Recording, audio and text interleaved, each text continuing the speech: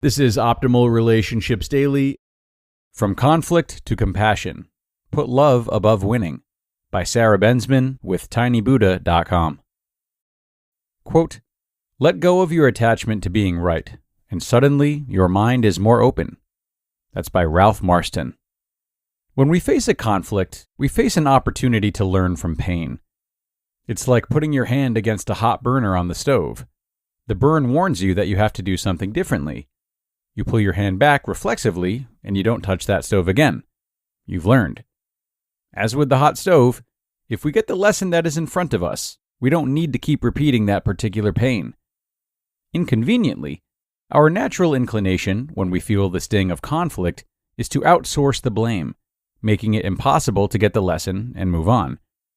This is such a strong tendency that many of us live in a constant or recurring experience with conflict. We have conflicts with our coworkers, our boss, our neighbors, the guy in front of us in line at the coffee shop, our partners, children, and parents. It's the same story running over and over.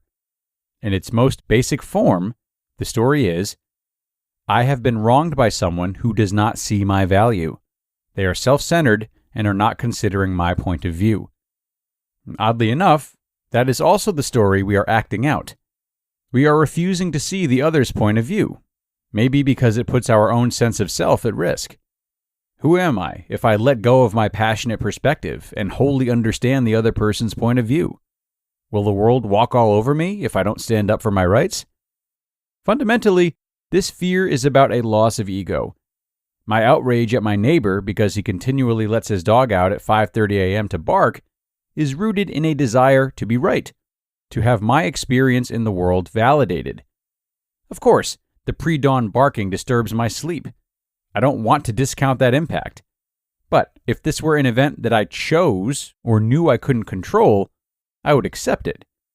For example, if I opted to live somewhere beautiful, knowing that there would be a 5:30 siren every day, I would manage that in my life with earplugs or a different sleep pattern and not feel indignant about it. But when I feel disregarded by the neighbor, I experience the pain of conflict.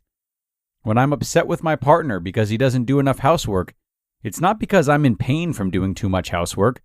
I'm in pain because I'm afraid he won't see my value, that he will take me for granted and not recognize my worth. That is a fear of losing ego. What can we do with this need to win in order to be seen? This very need is central to our primary drivers, and yet runs contrary to our best interests. As Leo Tolstoy wrote to Gandhi in 1908 in A Letter to a Hindu, quote, "On the one side, there is the consciousness of the beneficence of the law of love, and on the other, the existing order of life which has for centuries occasioned an empty, anxious, restless, and troubled mode of life, conflicting as it does with the law of love and built on the use of violence. This contradiction must be faced." End quote. It seems as though our very civilization is built on this tension between winning and loving. Tolstoy, optimistic about the resolution of this tension, believed love would rule eventually, if humans just got to the business of recognizing it and putting it at the forefront. I'm certainly not going to disagree with that lovely thought, but working with people in interpersonal conflict for many years has taught me that this is no small request. It's all well and good to point a finger at terrorists or fundamentalists or the target du jour. It's easy to see that they need to lay down their arms and love one another. But when it comes to the feud with the neighbor, the lack of recognition from the boss, the unjust lawsuit, the cheating spouse, or any of the other truly personal forms of conflict in our day-to-day lives, we take umbrage. For those matters, it seems critical that we receive acknowledgement of our unique experience. I'm learning that transcending this desire for rightness requires that we build a pathway out, and that we cultivate that pathway, tend it, and keep it free of stumbling blocks. Here are 4 not-so-simple steps to tend that path. Number 1. Grow compassion. Let go of your perspective long enough to feel another person's pain. Practice this every day with small matters, like the person cutting in front of you in line, and increase to your miserable neighbor or needy mother. When you are annoyed by the screaming child on the plane, imagine what that parent must be feeling. Number 2, release the need to be right. Consider the notion that there is no right in this situation, just two perspectives. We tend to think that our perspective is the truth, but recognizing that our rightness is tied to our biased perspective helps get us past our ego. Number 3, take responsibility for yourself. Keep an eye out for what you bring to the situation that adds to the chaos. Overextending or having unclear expectations or boundaries can be as damaging as blaming or digging in your heels.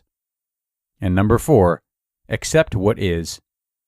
When you're in conflict with a person whose behaviors are unacceptable to you, you need to take care of yourself and let go of the desire for the other person to be different. You can't change that person, but you can change your relationship. Staying engaged and wanting them to be better is like putting a hand back on the stove and wanting it to be cool.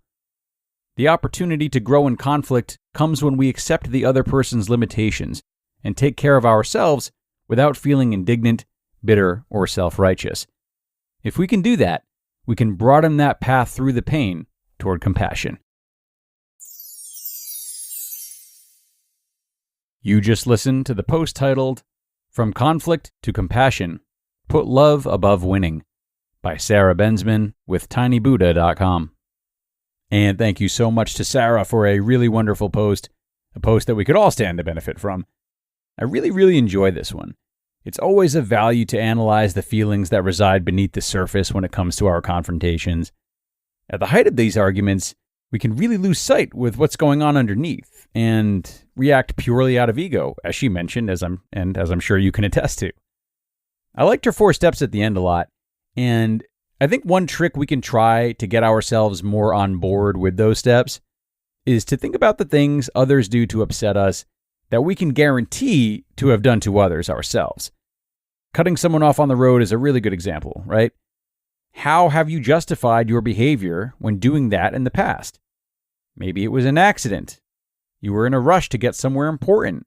You didn't see the other car, etc. Right? Could be a lot of valid reasons. So try to remember that those same possibilities can be true for someone doing the same for you in any scenario. Think about all the ways certain actions you've taken could be misinterpreted and misunderstood, especially now after the fact when tempers are calm. The more you can check in with this stuff, even about little things like she suggested, the more possibility there is for this mindfulness to become second nature and for you to naturally fall into it when in the heat of an argument. It's no easy task, but I trust you can do it. That's going to wrap things up for now, though, my friends. So as always, I hope you enjoyed this post and took something from it. I thank you for staying through to the end, and be sure to come on back again tomorrow for more ORD. That's where your optimal life awaits.